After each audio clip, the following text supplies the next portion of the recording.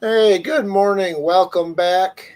Uh, Here we are with talking the Jeremyverse and the topic of doom. Today's topic is kind of our sources of inspiration. Where do we get them? How do we find them? How do we implement them? How bad of an idea can we find? Because I have found some awful ones. Some have been good, some have been bad. Alex, welcome back. Morning.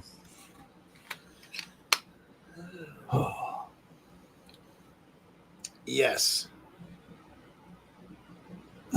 So you know, I hate to say it, but a lot of inspiration I get for role playing games comes from horror movies, which is kind of funny because I like to have like a really serious world, but the stuff in it is just absurd, so it's actually kind of funny.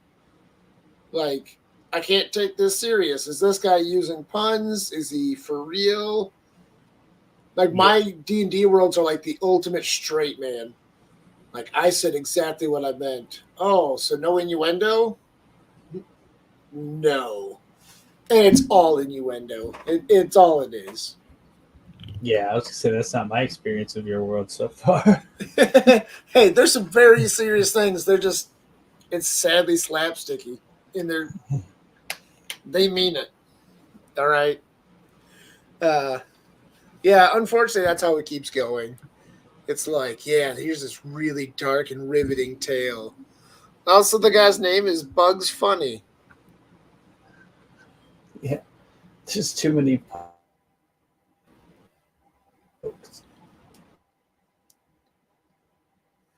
Cut out for a second there. Um, yeah, I think half my NPC names are plays on other stuff. You have a contact in your Metcalf Adventures game where his name is Hans Tuber because somebody was watching Die Hard in the background. And I'm like, oh, that's Hans Gruber. You're Franz Tuber. That's who you're talking to. Constantly putting stupid movie quotes in there. I think last Saturday when we were playing, I threw a couple puns in there, Dang just it! blocked the players. You cutting out there? I am sorry. No, you're fine. Every time you cut out, I just keep talking. I know it works. I was like, Alex had some riveting input. Anyway, moving on. It seems like every time I try to talk is when it cuts out too. When I have something to add. It's definitely not a glitch. I mean, definitely not on purpose. It's accidentally malicious. Yeah. Coincidentally delicious. Uh, I can see horror movies being a big source of inspiration. I've been watching movies and been like, ooh, I should do that to them. Yeah. For me, it's a lot of the setup.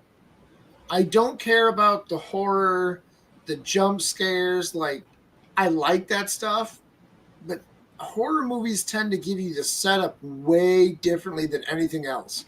Right? Action adventure, it's in your face. You know what's going to happen next.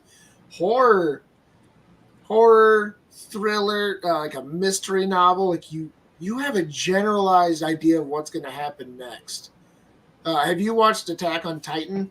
Yes, So like for me, like every season I got to, which I haven't finished, I haven't but finished like it. going from season one, I get to the end, I'm like, I had no clue this was really what was happening. And the whole season, I'm like, I know what's going on. Season two is the same way. It's like, oh, I was completely wrong in one. Get to season three, I'm like, I was completely wrong in season two. But all the clues are there, all the information is in front of you. And I like to do that in the game too, where like, yeah, this is what's going on, this is what you can see. And you just don't realize that in all those descriptions are threads that are a bigger Yeah, story. you sprinkle in the little bits of it as you go. Right. And then all of a sudden, Sam Neill is floating there with his eyes gone. And he's like, who said we need eyes where we're going? And you're like, oh, well, this campaign got kind of dark for a second. Oops. Yeah, I've found that most of my inspiration lately has less to do with like game ideas or like monsters and more trying to be better about role playing as far as like NPCs and interacting with voices and stuff, and not just straight combat, which you might not see much in our podcast because we're trying to do it in 2 hours. So I'm like rushing through the combat. Sure. I'm glad you kind of chime in from time to time. Yeah, I need to start doing that more of just even if it's not like directly like this is what the combat is, but like these are the things that you hear. The pirate shoots you. I'm shooting at you. Like, oh, I nicked that one. Yes. Oh crap, we're all gonna die. Yeah, I need to do that a little bit more. That's on me. Yeah, I love, and especially because movies are one of those things that you watch it and you are all hyped for that movie for like a month. Like good or bad, like I don't know. I watched Malignant, which was a mediocre movie until like the last 30 minutes. And then I was hooked. I'm still not going to put that on a list of good movies, but I can't stop talking about the ending of it. Like, yeah, these 30 minutes, this is what happened, and it rocked my socks. Like, you knew what was going on, and nothing really was too surprising by that point. But watching it happen is like, yeah, let's get this. Kill those people. And then, we get to our gameplay, and it's like, yeah, I think they need to deal with some body horror, and these tragic things are going to have to befall them. And then, somebody starts eating fingers off of their victims, and another man loses his genitals and has them shoved in his brother's face. And it's like, well, so much for the horror. It's horrifying. That's slapstick horror. That's slapstick. This is horror from the other side where you have become the monsters and the NPCs are the victims. That's funny because I'm just, at first I was like, I don't know what they're so offended about, but now I'm like, I'm going to lean into this. They think that was horrible. Let's see what I can come up with. Yes. I think I misspoke myself earlier. I don't like to do the serious world with the slapstick. I think it's a slapstick world that I try to slam in some seriousness. Because I was thinking about it, listening to Shatterblight Chronicles, where their GM made a super serious world, and the players play it super serious, and then the GM adds in this absolute madcap commentary or jokes, and it's like you just ruined the serious tone. I'm pretty sure people were about to cry, and then you made a dick joke. I like it. That sounds like my speed. I need to get caught up on that. Yeah, I'm behind a little bit. I listened to the 100th episode special, and then I got distracted easily. Yeah. I got distracted a while ago, and I haven't picked it back up. Yeah. Bring up Shatterblight. It was interesting when we started listening to it, and we started playing our Metcalf game, because your voice on Gora was a straight rip off one of their characters. It was completely accidental, I think. Yeah. It was just like, oh, I'm going to sound like kind of like this. And all of a sudden it's like that character's coming out. It's like, well, I guess he does sound like that. Yeah, it's funny because I was listening to it a lot then too. And then when I heard it, I was like, yeah, that is kind of a ripoff, but whatever. Oops, my bad. But, imitation is some sincere flattery. It really is. And I think especially for something like that, where it's like, I put a lot into this character. I put a lot of effort into this thing, and you actually heard it, picked it up, and you're spreading it on your own. Yeah. Like, as a GM, it is like the height of my life when my players tell anybody else the horrible stories of what they do. Like, you won't believe what happened.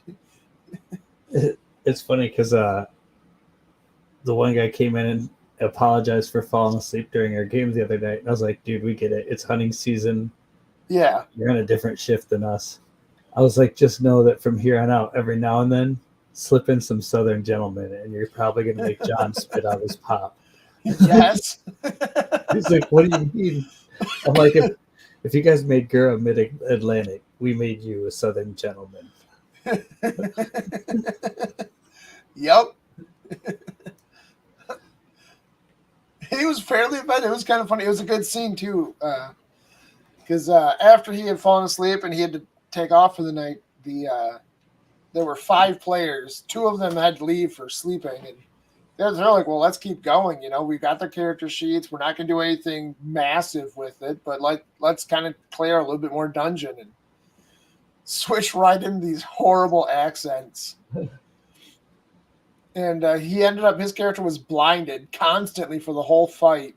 But still effective. And he was still effective. He's just like, I do declare, I'm going to attack over there. It worked. It is. You need to do it like a southern rhyming wizard. Like, that's how all of his spells are casted. He has to make it rhyme. Otherwise, it fails. I would give a +1 or a +2 to spell rolls if you could make it rhyme. And if it didn't rhyme, it's like a negative. Maybe I'll make that an item. Where the amulet. It's gonna have to be something that rhymes. Oh, what's a good rhyme?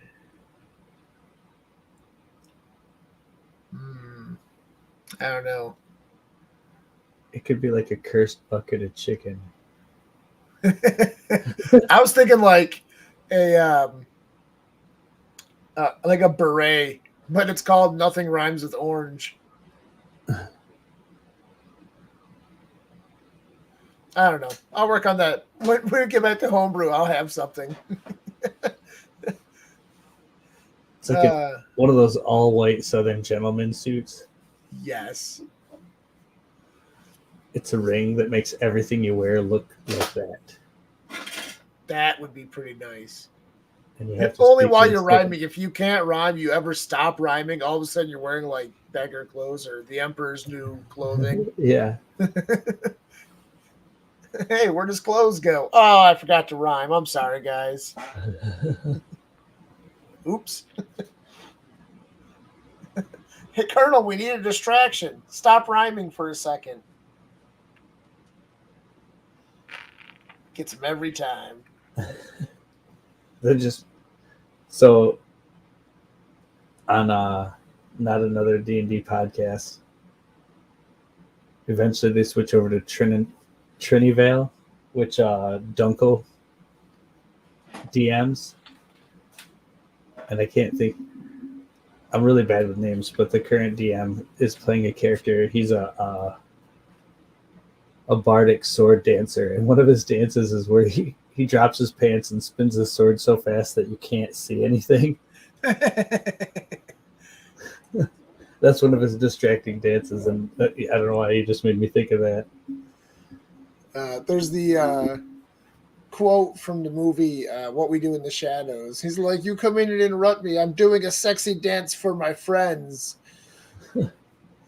Like, I can just see that. Like, the guy's literally just doing a sexy dance for his other vampire friends, and they're like, that's a sexy dance. Good job. Thank you for sharing that. I haven't seen the movie of that yet, but I watched most of the show. Oh, you gotta watch the movie. It's not like it's the greatest thing ever created, but it's pretty darn funny. No, I want to make a character that's a mime. They're a bard, but instead of actually casting bard spells, you actually find out they're a powerful scion. And so like they're like stuck in a box, and like whatever they're fighting is stuck in a box as well. It's like, how does he keep doing that? He has no verbal components. Oh yeah. Or just make all of his psionic stuff look like an actual spell, but it's not really that spell. It's just looks like it. Yeah, I think I was like, somebody was just talking about that, and I realized now it was you and the lunch. It was. I wanted to make him a Kenku, make it a mute swan Kenku. Yeah, that's right. It's all black and white. It's like the dumbest concept ever. I have to roll it out, see what happens. I'm going back to 3.5, get the complete psionics book out. I had a lot of fun playing Assign. I've only played one. Uh-huh. But I had a lot of fun because I remember the way I built it, I wasn't quite right, but I ended up using my workaround was I found out that if I use telekinetic push and I carry a whole bunch of like spears or chains or other random things, I can just use everything as a ranged weapon. Yes. I played one Scion, and it was in a Shadowrun campaign, and he used all of his spells really effectively, but like incorrectly. It's like he could cast an illusion, like a really good illusion, but for some reason, like he let his teammate talk him into dressing up, and he was going to trick a senator into like a compromising photo. That was their task, and to get him in this, he could have just made the guy hallucinate the whole thing, but instead he dressed up in drag, and his illusion was to make himself be believable as a woman.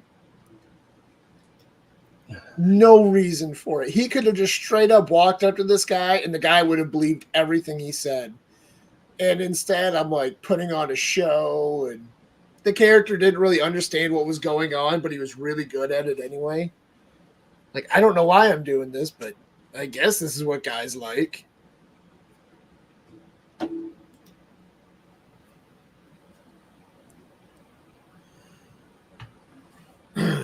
Yeah, but no, movies and TV shows like really impact a lot of what I like to do. Like, I'll get stuck on some scene where like a character in the show says one dumb thing, and I'm like, oh yeah, that's going in the game. That's going to be some dumb topic that's like a homebrew item that they're going to find. Especially if it's a show I don't like, then I really get hooked on it. Because then it's like, I'm going to take your one good idea, I'm going to steal this from you, and now it's mine, and you have no more power.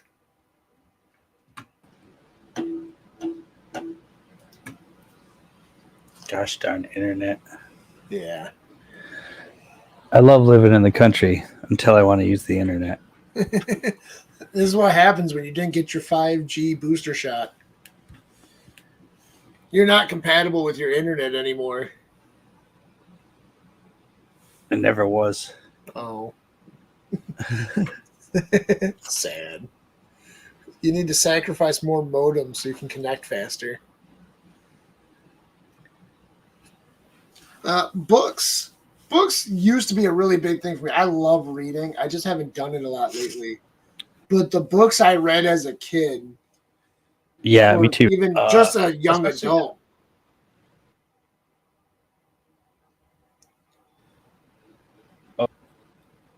You cut out for a second there. Yeah, it should be okay now. I just switched over to my cell phone.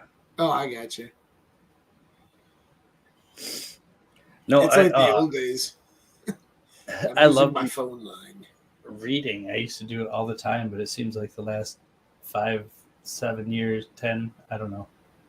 Like I might read 1 or 2 books a year, where I was reading, 1 or 2 a month for the longest time. Oh yeah.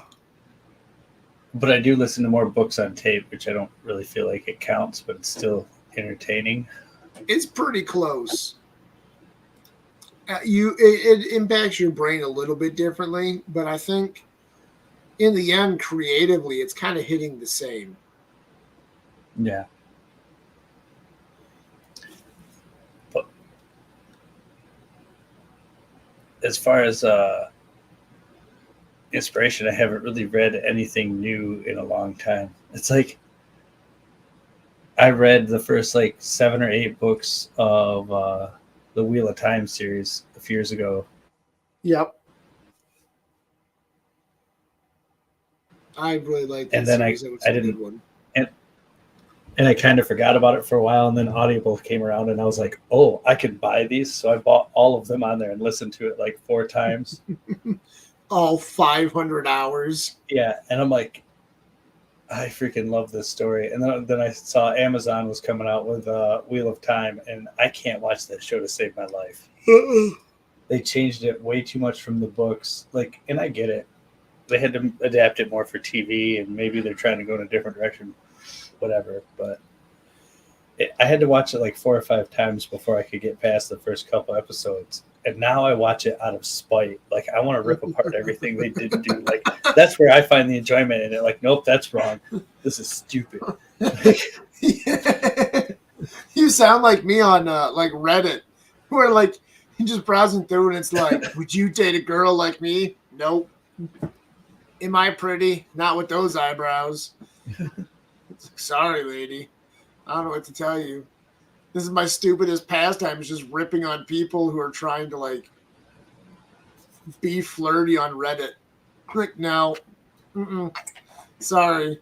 I'm sure you have a nice personality, but your spelling doesn't show.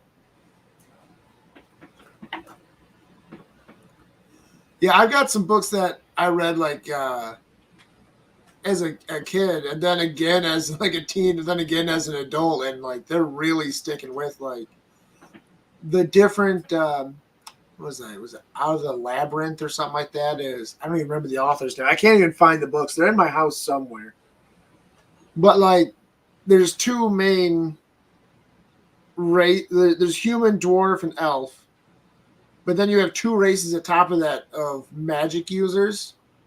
And one casts spoken rune. They speak whatever it is for magic.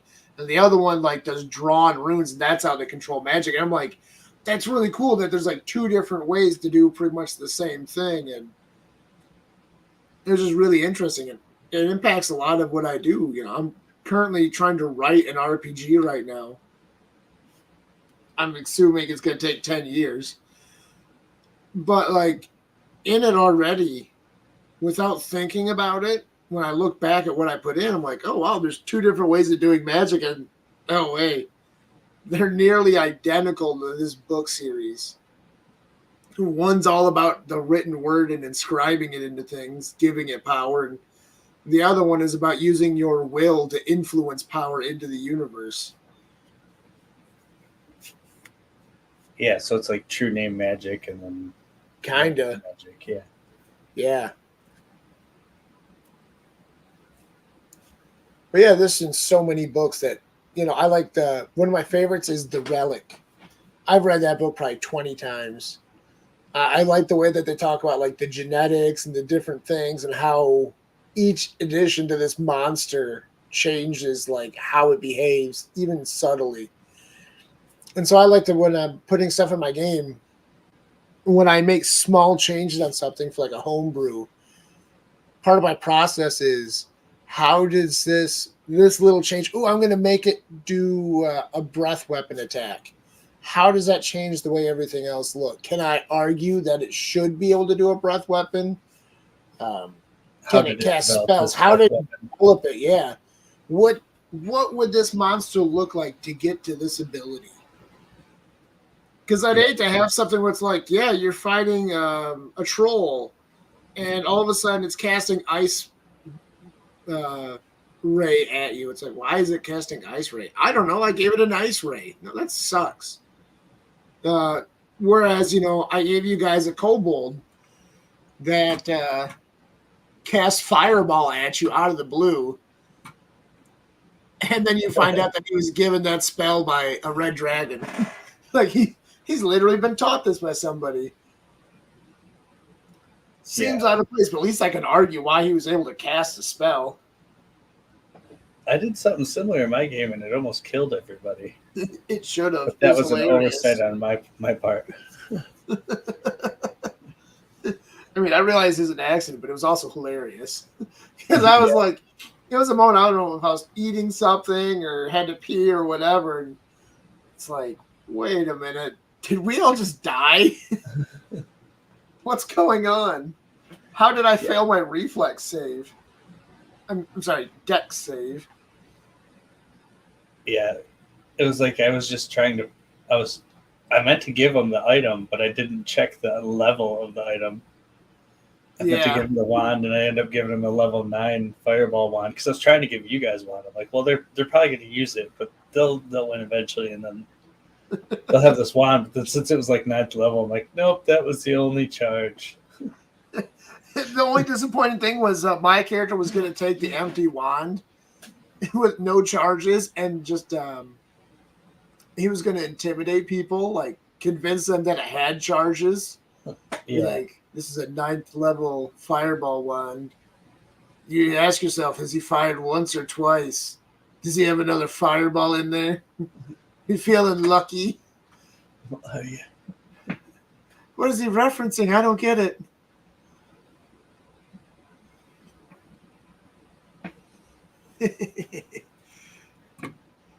Yeah, that was pretty fun. Sometimes I pull in other games, like we listen to a bunch of different podcasts for D&D, and I'll pull in just a bunch of random stuff from that. I'll reference Lawyers and Dragons with Hogue Law, and just be like, "You want a friend?" I don't think it influences me making the world so much, but it'll influence like an NPC here or a catchphrase there. Oh yeah, I usually end up using stuff I've heard in other podcasts and just try to sprinkle it in to see if anybody picks up on it. Yes, I pick up some of it. Yeah. I can usually catch when you're making a reference, even if I can't catch what the reference is. It's like, that sounds familiar. Where'd that come from? It's also fun. Go ahead. I was going to say that at work over the radio, we've got people doing Kaloo. Yes. Touch hands.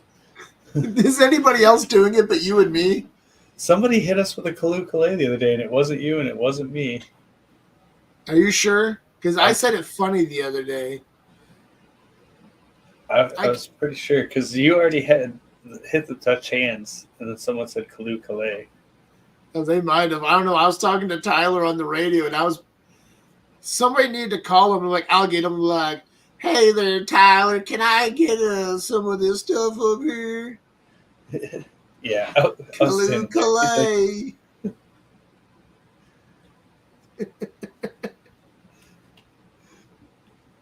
Luckily, he plays with us and was able to take that in stride. Otherwise, I can see him just being like, what just happened? I don't understand this thing. Did I just get a call from another plant? When did we bring this guy on board? Yeah, one of the topics I put up as a source of inspiration was video games. And I can't think of anything in video games I feel really inspired by. Like, I love video games. I love playing them. I like all the...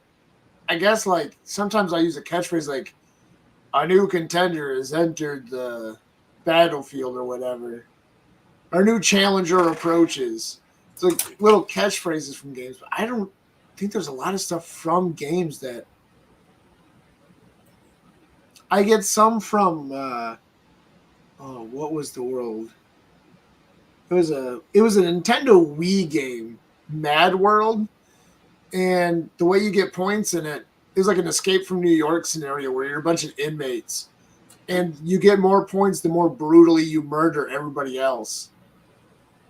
And it kind of gets added in some of our games where it's like, we're doing this. All right, well, you stab him, and then this thing happens, and then his head falls off, and then he lands on his best friend, and guts get sprayed everywhere. Yeah.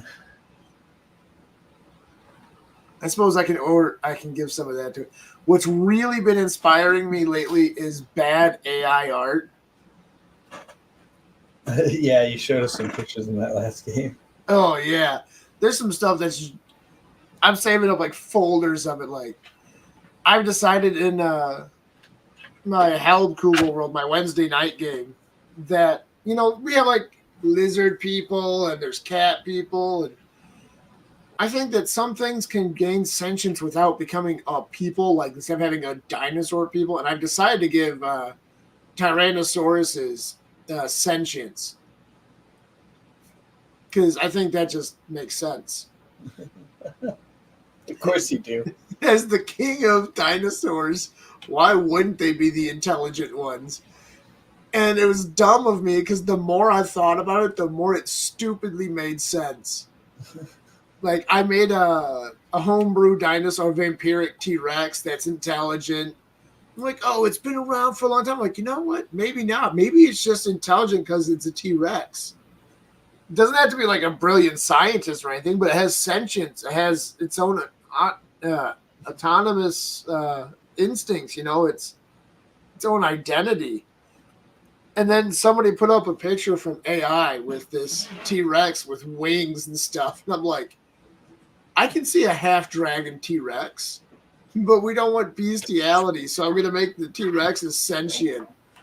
That way the dinosaur or the dragon doesn't have to feel dirty afterwards. And that's how that stupid idea came out. I've just been developing it in my head now. Like that, like an old, like a wild goblin tribe where like their clothing is just like war paint that they put on.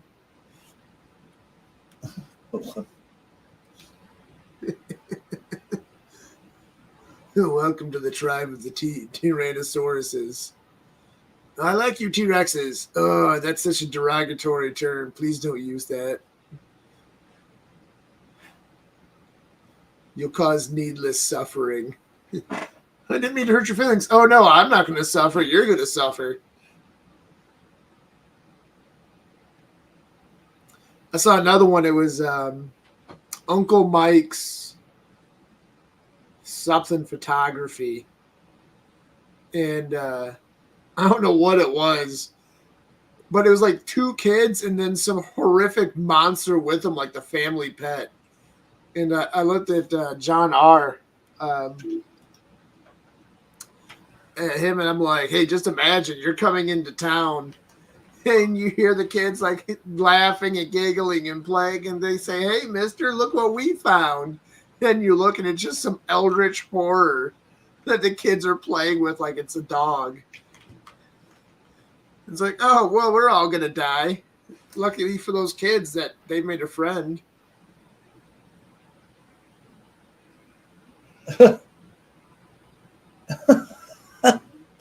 Sorry. I was just Googling Uncle Mike's photography and something. Oh, dude, it's hilarious.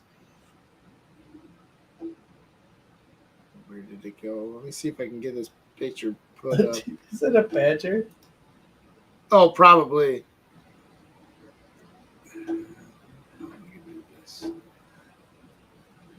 Oh, I know.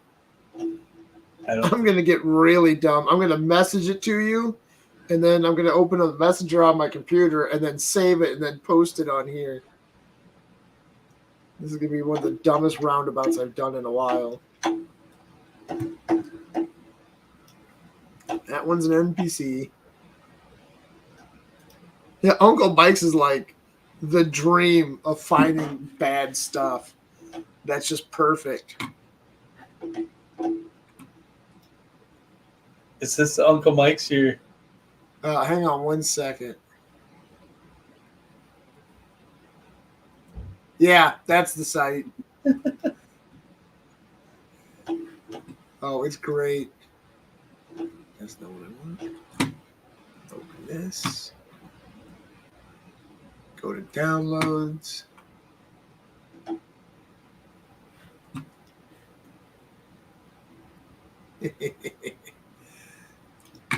See if I can share it now. Present, share screen. Oh. There. This thing. What? Oh. There we go. Gosh darn it. Technology. There. This horror. And John's like, what is that? I'm like, I don't know yet, but you're going to find it.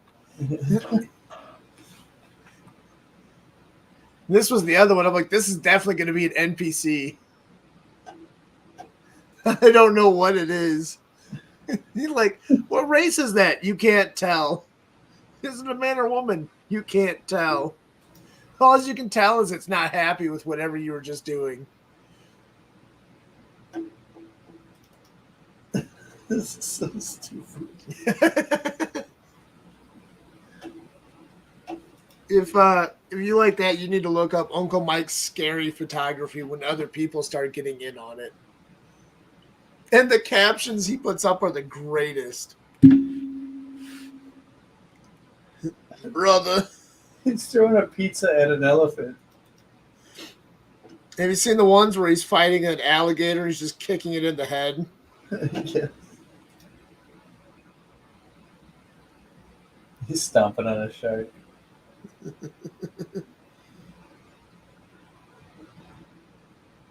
Yes. But yeah, no. Uncle Mike's is a great source of awful AI. Another one I really liked was somebody had done in bad dinosaur art AI or AI art or whatever they titled it. And it was the prompt was something like Renaissance paintings of the afterlife, but dinosaurs. You just get like all these melted dinosaurs like forming the landscape, and they're abominations. I'm like, oh, that seems like a fun jaunt into the Fey realms or something. Or you accidentally end on an infernal plane, and oh yeah, no, they're dinosaur, infernal dinosaurs. How fantastic!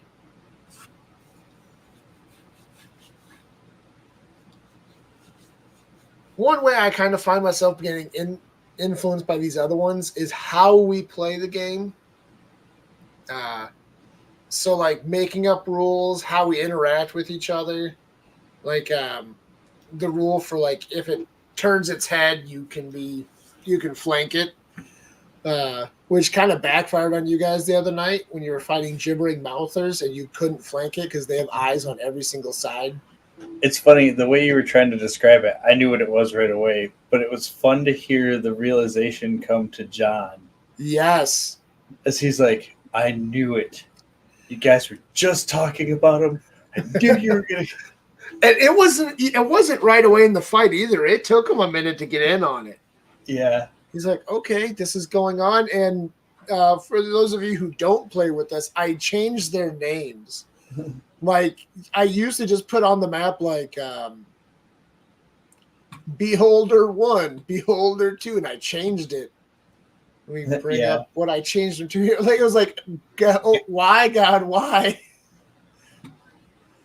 That was one of them. Oh, I can't remember now either. I'll have him up here in just a second. Here we go. I gotta zoom in. Oh crap! They're not on this. That is bunk. I'll open up Owlbear. Brought to you by Owlbear Studios. Rodeos. Gosh, I can't believe we killed it. Let's see here. I think I'm going to spew. For the love of mommy, please stop. I'm not crazy, you're crazy. So they're fighting 4 gibbering mouthers and 1 spectator. And just the names, he's like, I don't know what these are. I'm like, well, that's true, because you're not going to know what they are. Even as a player, like, your character would have no clue what these things are. They're piles of flesh with mouths and eyeballs. You know? Yeah. Bert's going to ask how they smell, and Ernie's going to go, they don't, Bert. They don't have noses.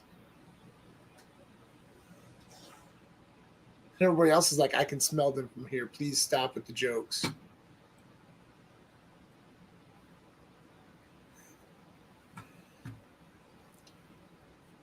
So, yeah, so it's kind of fun just the way influencing each other. Like, the more I listen to other podcasts where they're like, yeah, I guess you just do that now, or you jump into it, or, oh, yeah, you critted. Now the guy explodes.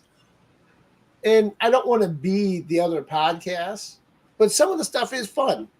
And part of role-playing is doing something that isn't you. It's doing somebody else. It's doing something else.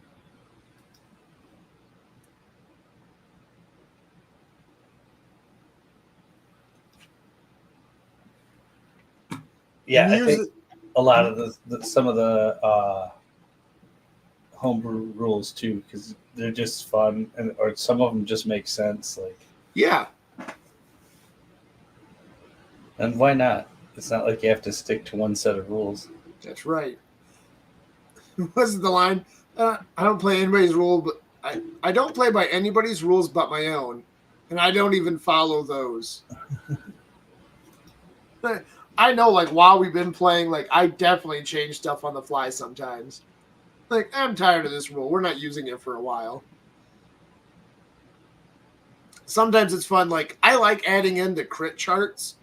Like, if you get, like, a crit hit or whatever and just rolling on it, even though it ended that fight stupidly fast, which is a reference to the fact that somebody got a crit on a spell and they ended up doing, was it like 12d12 damage? Oh yeah, He one hit killed somebody with his crit. It's like, and then cheapers. the crit card that you pulled let him double the damage again, like add the dice pool again. Yeah. So it was like a ×3. It was disgusting. Like, the thing had 99 hit points and he dealt like 140 damage. I should have made, like, the guy he hit explode and everybody takes splatter. This is what you get for your successes.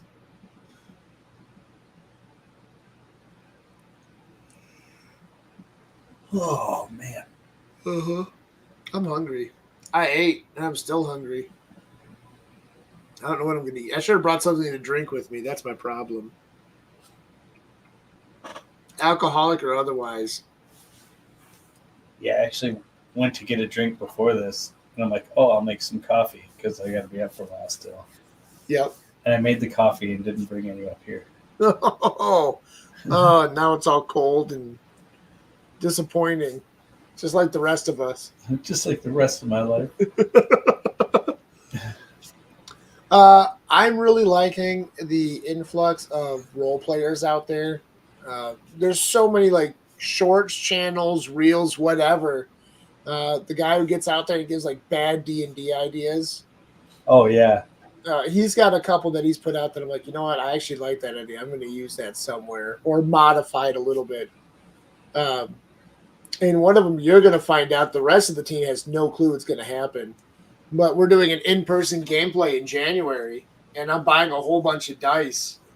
And each die is a one use. Once it's used, it's gone. And it'll be like, go ahead and clear out this dungeon, but you're going to have to be smart about it because this is all the dice you get. But I think I'm going to modify it somehow because that's almost too restricting. But sometimes it makes sense where it's like, hey, roll 2d6. Okay. Well, the thing only has 9 hit points, and you have a +5 to your modifier. You might as well just roll 1d6 and add your modifier. Save that second dice for later. Or instead of, like, when the paladin keeps going, like, I'm going to add my smite to it, I'm going to add X, Y, and Z to it, and I'm now rolling 8 dice. Maybe just roll 4 of them. Save the other 4 for another fight. See how it makes the party think a little bit more. Yeah. He had an idea, the guy you were just talking about, that I loved, where I think it was a cursed item that made 2 characters finish each other's sentence, like word for word. They had to alternate words, like that Australian band. I would walk 5,000 miles or whatever it was. That is a great curse. Yeah, it's genius. Uh-huh. Oh, you guys have more magical items you haven't identified. You need to take better notes. And by you, I mean all of you. At this point, I just let John take the notes because I write everything down, but it's so disjointed and it's between like 7 different notebooks. So yeah, he wrote it down, but when you guys were in town getting stuff identified, he left out one that I knew of, and I didn't think to mention it. And then I just remembered another one that your character had found. I can't even blame you. It was a day that you weren't able to be there for something, or you were coming in late. And your character found it, and I don't even know if they told you he had it. No. Yeah. It was funny. It was a whip. It's a whip. It's what they call it, the offhand weapon.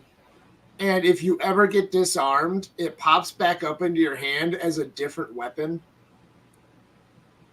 But I modified it. Yeah, I modified it some more like unless you put it away, like sheath it or put it on your hip, and if you just throw it to the ground, it pops back up as a different weapon. It's like a D4.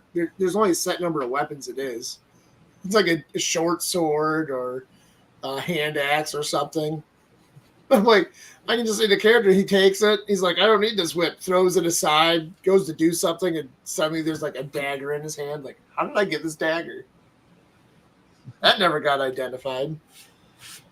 That'd be great, because like if it's a dagger and then you throw somebody and it stabs in the eye, and all of a sudden you got a short sword. Yeah, no, I like it. I thought it was hilarious. It was in the box with the kobold's lunch that they stole.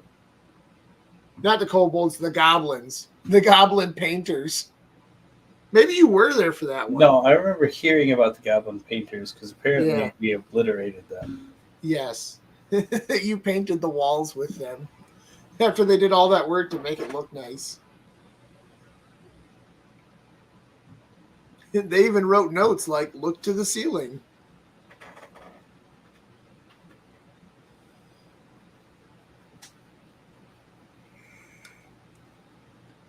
Oh, boy.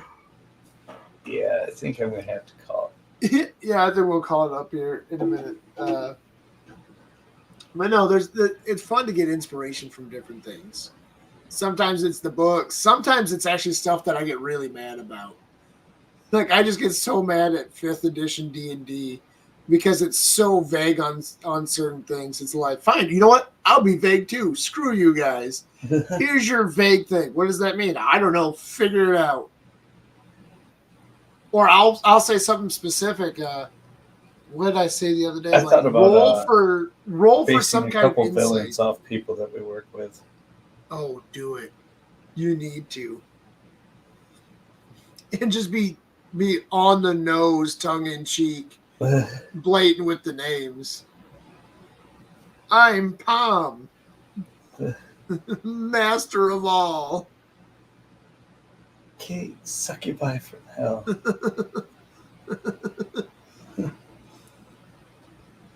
Yeah. But it was a skill check the other night. I'm like, roll for insight into their motive or whatever. And one of the other players is like, that's not a skill. And I'm like, then I guess you don't get to add anything to it. Just roll a D20. We'll take it straight. What? I was going to let you use like your intelligence on it, but if you want to be rules lawyering is fine, but you just screwed yourselves over. Yeah. Like, you know that I meant investigate, but you know. Yes. That is the big, like we said, it's the issue of switching between 3, 5, and 5. Do a spot check. I don't know what that is. Oh, sorry. Do a perception check. Yeah. I'm going to make a guide of like, if I say this, do this instead. You know translation what I mean. Key. Yeah. We had to do that for my daughter when she was little because she would be like, ego.